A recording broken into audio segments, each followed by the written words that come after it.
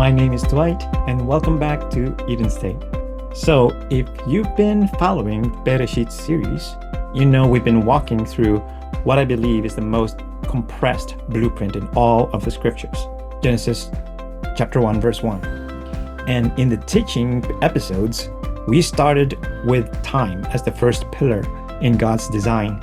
If you haven't seen that yet, please visit my Patreon page, www.patreon.com/archangel, and that's with a K, and you can watch that for free. And please do consider to subscribe and be part of the family and to support this movement. But today, I want to go deeper, like way deeper, because there's content in the first chapter of the book that I can fit into a 15-minute teaching. And honestly, some of this stuff is the kind of thing that once you see it, you can't unsee it. So consider this a deep dive, like a companion piece. If the teaching episode was the doorway, this is what's behind the door. Well, at least the hallway, the first thing that... Anyways, because this is actually a deep rabbit hole that we'll continue to visit as time permits. See what I did there? Anyways, I want to start before Genesis chapter 1, verse 1 begins, before the first sentence, before the first word, because the first word itself has something embedded in it that most people have never been taught. What Beresheit actually means. The Hebrew word that opens the entire Torah is Beresheit, and we read it in English as in the beginning, which is fine. That is valid translation. But it's like reading a menu description of a meal and thinking you've eaten it. The English gives you the concept, the Hebrew gives you the architecture. So let me break this down. Beresheit is built from two primary roots. The first letter is beit, meaning house or dwelling or container. It's the letter of habitation. And the ancient rabbis noticed something about this. Of all the letters God could have used to open the Torah, he chose beit, the letter that means home, which means that everything that follows, the entire story of creation, is framed inside the context of a dwelling place.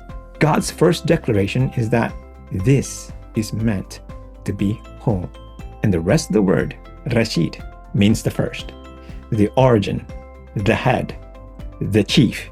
It's the same word you find in Proverbs 8, where wisdom says she was present as the Reshit of God's works, the first thing, the blueprint. Whatever carries the Reshit carries the DNA of everything that comes after.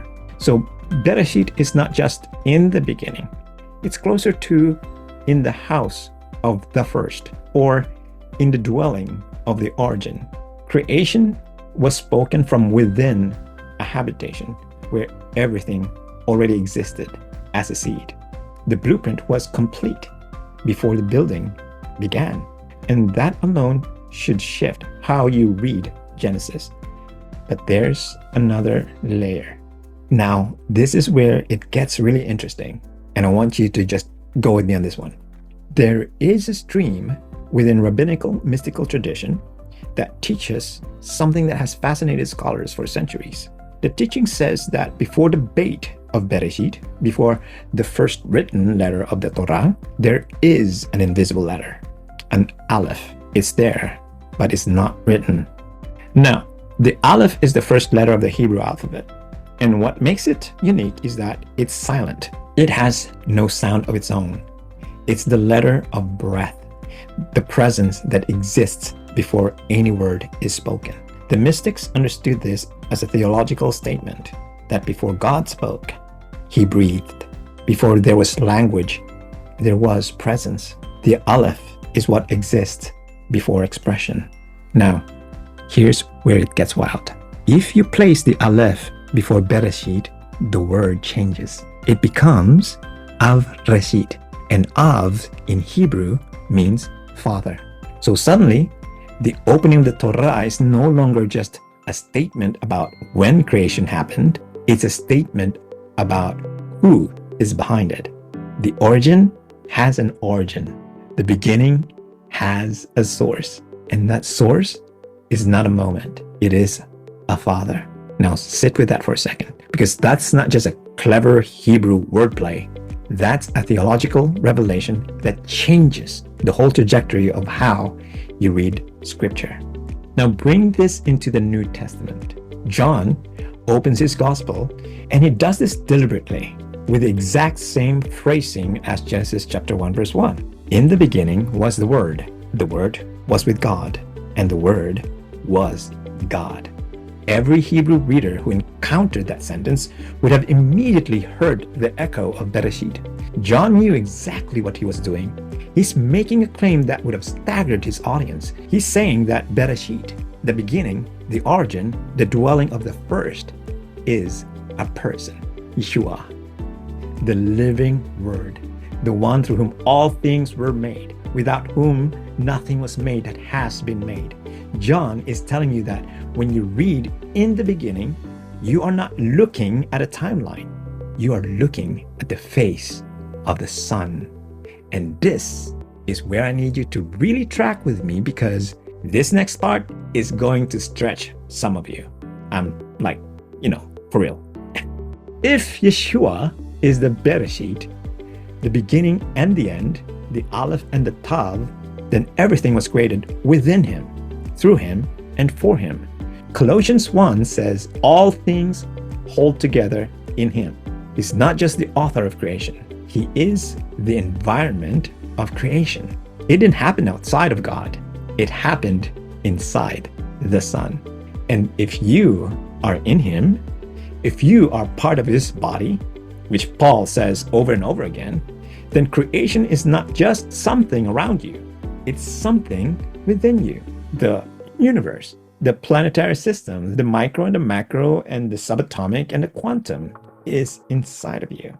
The same creative power that spoke the universe into existence is dwelling in you by the Spirit. You are a bait, a house, a dwelling place of the Reshit. Yeah, I know, right? I know that's a lot. And I know for some of you, that's the kind of thing you need to sit with for a few days and let it marinate. And that's fine. Let it settle. Come back and listen again if you need to, because what we just covered is the foundation for everything else in this series. Now, all of that is what's embedded in the word Beresheit. But Genesis 1 verse 1 doesn't stop there. The verse continues. And the first thing that gets established after the origin is revealed is time. In the beginning. Time comes first, before identity, before purpose, before location. God starts with time. And that's where we're going in part 2. Because most of us have a complicated relationship with time. We've been taught to race against it instead of move with it. We measure our lives by a cultural clock that was never calibrated to God's rhythm. And the pressure of that has cost us more than we realize. And in part 2, I'm going to share my own war with time. How I lived most of my life scattered, chasing a clock that was never mine to keep up with. And what shifted when I finally surrendered to the one who actually holds time in his hands. We'll talk about chronos, kairos, and the fullness of time. We'll talk about why time is groaning. Yes, groaning as part of creation waiting to be redeemed. Like in the scripture says, creation is groaning for the manifestations of the sons of God. So, and I also give you something practical to carry into your week. So make sure to catch part 2. It's coming soon. Thank you for being here. Thank you for going deep with me. And shalom. Welcome to EdenState.